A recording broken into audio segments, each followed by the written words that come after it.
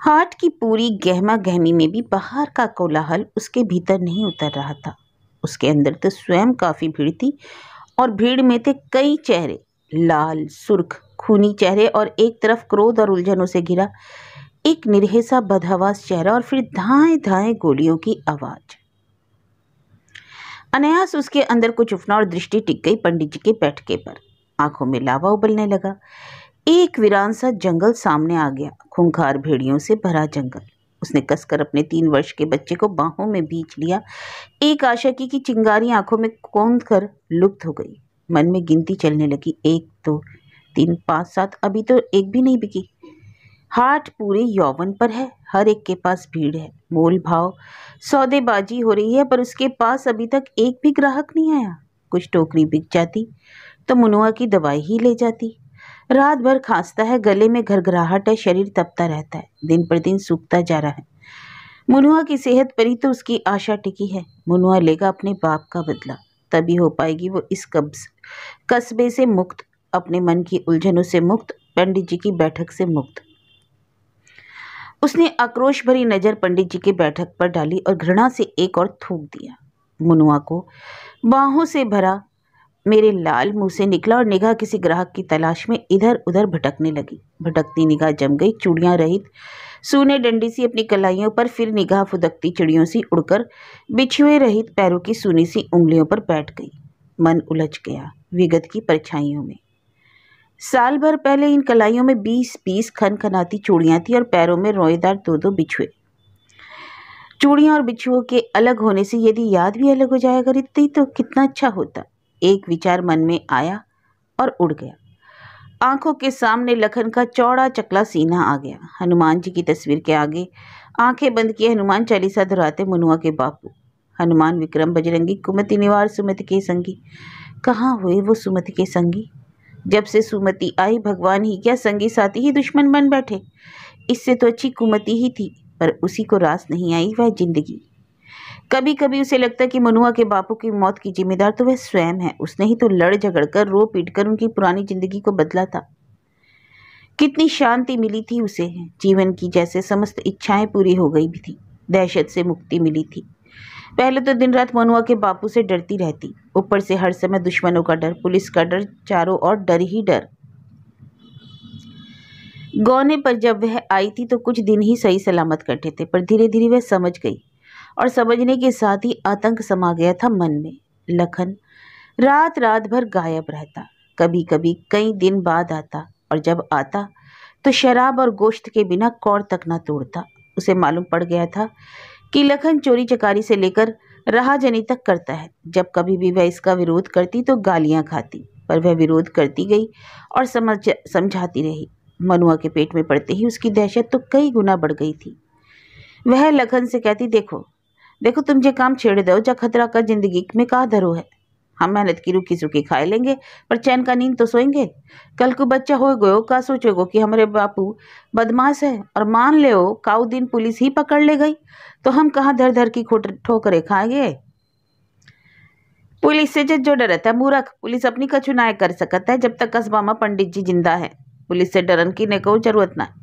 पूरा थानो पंडित जी को घर और पंडित जी को घर, पुलिस को थानो। पंडित जी के जरिए दरोगा निरो पैसा कमाता है। मेरे सब ऊंच नीच काम को हिस्सा पुलिस और पंडित जो तो लेते हैं ना, पर तुझे बात ना समझेगी। लखन गर्व से कहता। मुनुआ के होते होते लखन में काफी परिवर्तन आ गया था। कभी कभी वह उदासी से कहता, तू सही कहा था, जे खतरा किल्लत और अपमान का जिंदगी है छोड़नो बहुत मुश्किल है। मान लो सब छोड़ू दो तो पुलिस और पंडित जी ना छोड़ने देंगे। दोनों की आमदनी पे जो फर्क पड़ेगा, पंडित तो जान के दुश्मन ही बन जाएगा। उनके निरे गलत कामन में मैं संग रही हो, उन पुल खुल जाने को डर पैदा हो जाएगी, और पुलिस की तो 85 झूठी गवाही में गवा रहे हो। देखो देख एकदम तो जालेन अलग हो ना पाओगे, पर धीरे धीरे सब छोड़ दूंगो। अपने गलत कामन की परछाई मनुआ पे ना पड़ने दूंगो। लखन सचमुच धीरे धीरे सब कामों से अलग हो गया था। गांव में ही जमीन बटाई पर लेकर खेती करने लगा था। कस्बे में पंडित जी के बहुत बुलावे आए, पर लखन ने कस्बा जाना ही छोड़ दिया। उसके संगी साथी उसके दुश्मन हो गए, पर गांव के लोग उसके इस परिवर्तन से बहुत खुश थे, और उसे तो जैसे मनमांगी मुराद मिल गई थी। और यह मुनुआ को बाहों में भरे दिन भर चहकती रहती। खेत पर रोटी ले जाते समय तो जैसे उसके पंख निकल आते। मेहनत में डूबे लखन को देखकर उसकी कली कली खिल जाती। महुआ की मीठी छांव में बैठकर लखन को खाना खिलाती और मनुआ को सीने से लगाए भविष्य के सुनहरे सपने बुनती। लखन भी मनुआ को गोदी में लेकर उछालता और अपनी थकान मिटाता। लखन के पसीने से सुगंध आती, मेहनत और लगन की सुगंध। कैसे सुख से दिन बीत रहे थे, और सुख भरे दिनों को पंख लग जाते हैं, मालूम ही नहीं पड़ते कब उड़ जाते हैं। पर दुख का एक पल भी पहाड़ हो जाता है, उसने सोचा और एक गहरी सांस भर के हार्ट को निहारा। खासी चहल पहल थी। सूरज सिर पर सवार था। धूप की मार से उसकी आंखें चिलमिला रही थी। मनुआ की गुनगुनाहट सुनकर उसने धोती के पल्ले से उसे ढका और फिर टोकरी लो टोकरी की भरी सी आवाज मुंह से निकाली। आज एकहू घाकना है, पर अभी तो टेम बाकी है, वह हौले से बड़बड़ाई। आज का दिन उसे बहुत बड़ा लग रहा था। ऐसा ही बड़ा वह दिन लगा था जिस दिन सुबह सुबह पंडित जी उसके घर आए और लखन से बहुत देर खुसुर पुसुर करने के बाद लखन को कस्बे से ले गए थे। जाते जाते लखन कह गया था, तू चिंता मत करियो, मैं गऊँ और आऊँ, एक जरूरी काम है। उसके मन को चैन नहीं पड़ रहा था। वह रोकना भी चाहती थी, पर जब तक वह कुछ कह पाती लखन चला गया। पूरे दिन उसके मन में अनजानी आशंकाएं उठती रहीं। बार बार वह दरवाजे तक आकर देख जाती, पर निराश लौट आती।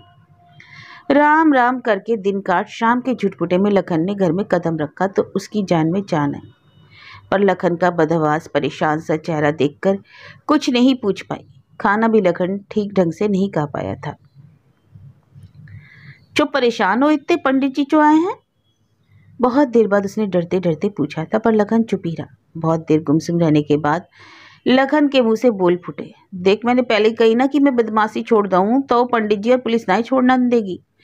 वही बात भाई, जाको डर हो, ऊपर से बदमाशन को खत्म करने को ऑर्डर आए हो। नए दरोगा को एक आदमी चाहिए, काउंटर केलाई। काउंटर यानी एनकाउंटर? काउंटर का होता है? पूछ बैठी। काउंटर? वह खोखली हंसी हंसो। काउंटर में होता है बदमाश से पुलिस की मुठभेड़, और यह मुठभेड़ में कौ बदमाश का मारो जानो। पर हकीकत में और फिर खो गया था कहीं।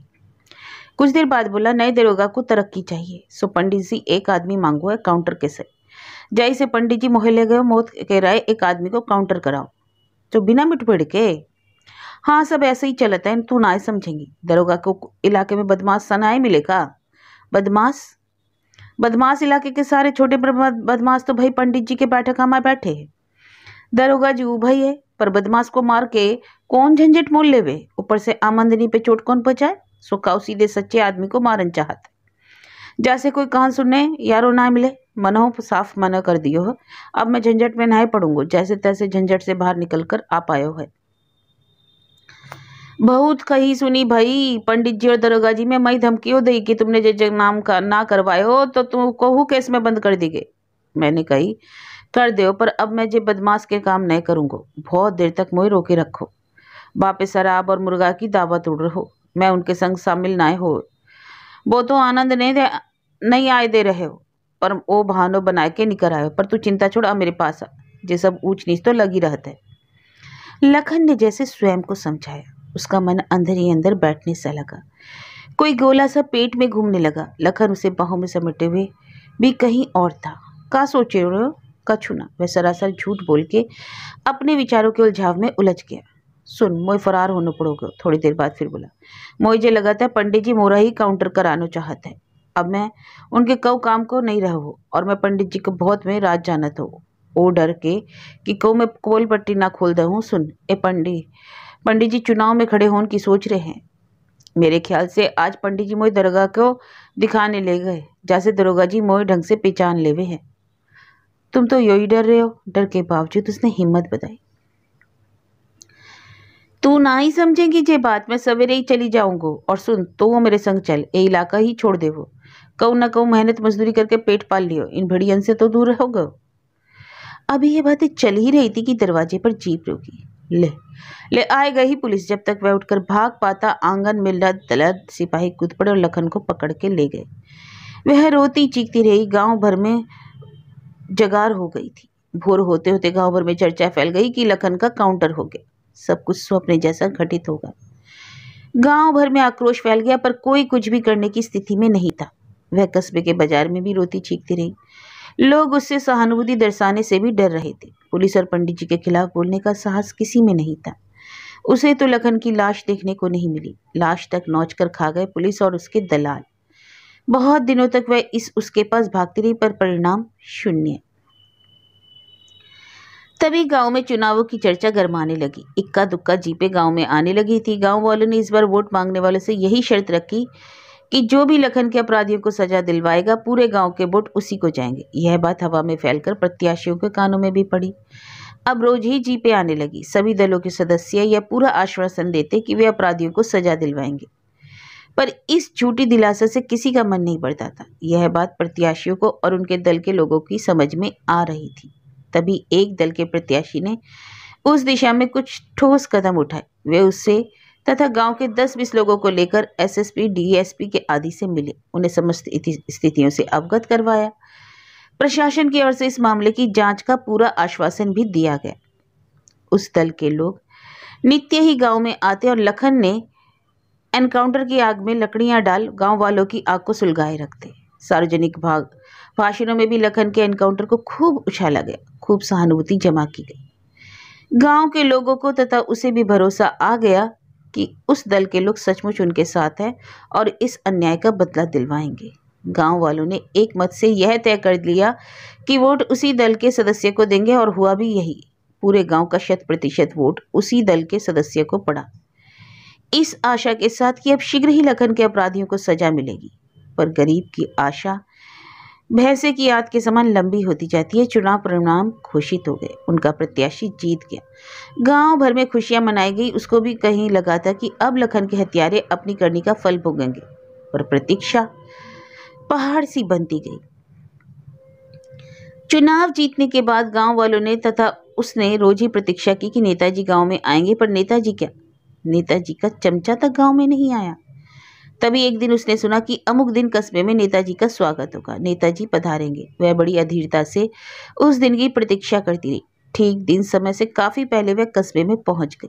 बहुत प्रतीक्षा के बाद नेताजी आए, पर यह क्या, उसके शरीर में जैसे अनायास सारा खून किसी ने चूस लिया। नेताजी की जीप में भी नेताजी के साथ पंडित जी उतरे। नेताजी पंडित जी की पीठ पर हाथ रखे हुए थे और धीरे धीरे मंच की ओर बढ़ रहे थे। दरोगा जी मुस्तैदी से पीछे पीछे चल रहे थे। एकाएक उसे विश्वास ही नहीं हुआ कि यह वही व्यक्ति है जो लखन के हत्यारों को पकड़वाने की कस्में खाता रहा, लखन को अपने भाई के समान बताता रहा। ये सब ही एक ही थाली के चट्टन बट्टन है। वह जोर से चीखी, पर उसकी आवाज गले में ही घुट कर रह गई। उसे लखन के खून के छींटे नेताजी के भक्क कुर्ते धोती पर नजर आए। उसे भीषण चक्कर सा आया। सारा कस्बा उसे घूमता सा लगा। वह सिर पकड़कर वहीं दम से नीम के तने से टिककर बैठ गई। जब उसने होश आया तो जीपें जा चुकी थी और वह मरे मरे कदमों से गांव वापस आ गई, लखन की स्मृति और अपनी आशा की लाश अपने कंधों पर लादे हुए।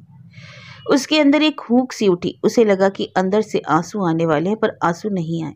आंसू तो रोते रोते सूख चुके थे। उसकी दृष्टि पंडित जी के बैठके पर पड़ी। वहां दरोगा जी मुड़े पर बैठे थे और भी कई सफेद पोश लोग थे। हंसी ठहाके लग रहे थे। उसकी आंखों में खून उतर आया। भेड़ियों, कबहू तो होगा तुम्हारो अंत, वह बुदबुदाई। सूरज ढलने के करीब था। हाट लगभग उठ चुकी थी। उसकी एक भी टोकरी नहीं बिकी। उसने बेवजह टोकरियों को गिना। मुनुआ की कुनमुनाहट बंद थी। शायद आराम में है, उसने सोचा। फिर मुनुआ को छुआ। वह बुखार से तप रहा था।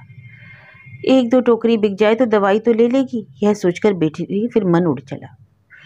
कुछ दिनों तक लोगों की सहानुभूति उसके साथ रही, फिर वह भी जाती रही। लोग अपनी उलझनों में उलझ गए। केवल नाव वाला भोला है जो अभी तक उससे हमदर्दी रखता है। नाव उतराई भी कुछ नहीं लेता, पर कुछ दिनों से वह देख रही है कि भोला की आंखों में कुछ और ही भाव उसके प्रति पनप रहा है। पिछली हाट को जब वह आई थी तो भोला ने उससे कहा था, भौजी कबहू तो अपने बारे में मैं सोच ले करो, जे पहाड़ से जिंदगी लखन की याद में ना कट पाएगी। और मनुआ का अब का हो देखो है। वह कुछ कह पाता उससे पहले ही उसकी गुस्से भरी आंखें देखकर चुप हो गया और पूरी ताकत से नाव खेने लगा। आज सुबह जब वह आई थी तब भी भोला छिड़ बैठा, भौजी अकेले की जिंदगी कोई जिंदगी है, मैं आदमी के नाय काट पाए रहो, तुम ठहरी औरत जात, भौजी तुम तो जानो मरो कोई नाय हो तो।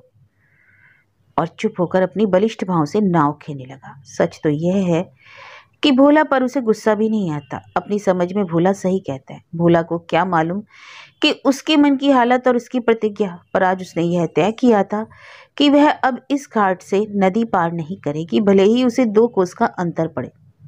अरे 2 कोस का अंतर? अरे उसे तो जल्दी जाना है, हड़बड़ाई। सूरज डूब गया था, हाट पूरा उठ चुका था। बस 2-4 कस्बे के लोग ही बैठे थे। उसने जल्दी ही अपनी टोकरियां समेटी, मनुआ को गोदी में उठाया, सनकसा खींचा। मनुआ एकदम ठंडा था, लुंज पुंज सा। उसने घबराकर मनुआ का मुंह खोला, आंखें बंद, मुंह पीला पड़ा था। नहीं नहीं मेरे लला, तुम मोए छोड़ कर जा ही मत। वह जोर से चीखी, पर उसकी चीख पंडित जी के बैठके पर बैठे भेड़ियों के अट्ठाहस में खो गई। वह पागलों की तरह मनुआ का मुंह चूमने लगी। मनुआ को सीने में भींच लिया, फूट फूट कर रोते हुए पंडित जी के बैठके की ओर देखा। अनायास एक निर्णय उसके अंदर समा गया। उसकी आवाज बंद हो गई। अंदर एक ज्वालामुखी भराया, उफनता ज्वालामुखी। मनुआ को कलेजे से चिपटाए हुए पगलाई सी घाट की ओर चल दी। बार बार मनुआ का मुंह खोलकर चूमती, हिचकी सी भरती। उसका कलेजा टूट टूट कर बाहर आने को आतुर था, पर वह किसी प्रकार अपने को संभाले रही। नाव इस पारी थी। भोला अकेला बैठा था। भौजी बड़ी देर कर दी, तुम्हारा इंतजार करत हो। का बात है, तुम्हारी तबीयत तो ठीक है? और मनुआ? मनुआ तुम चुप रहो। वह बिना कुछ बोले भोला के एकदम पास आ गई। सुनो सुनो, मैंने सोच ली है, मैं तुम्हारे घर बैठ जाऊंगी, पर मोए अपनान से पहले मेरी प्रतिज्ञा पूरी करन को। तुम्हें प्रतिज्ञा करना होगी। तुम हो काउंटर करना होगा। पंडित जी को काउंटर, दरोगा जी को काउंटर। बोलो है मंजूर? और मंजूर है तो ले करो। ले मनुआ को अपने हाथ से जल प्रवाह करो। और बांध टूट पड़ा। भोला की बलिष्ठ बाहें मनुआ के शव की ओर बढ़ गई।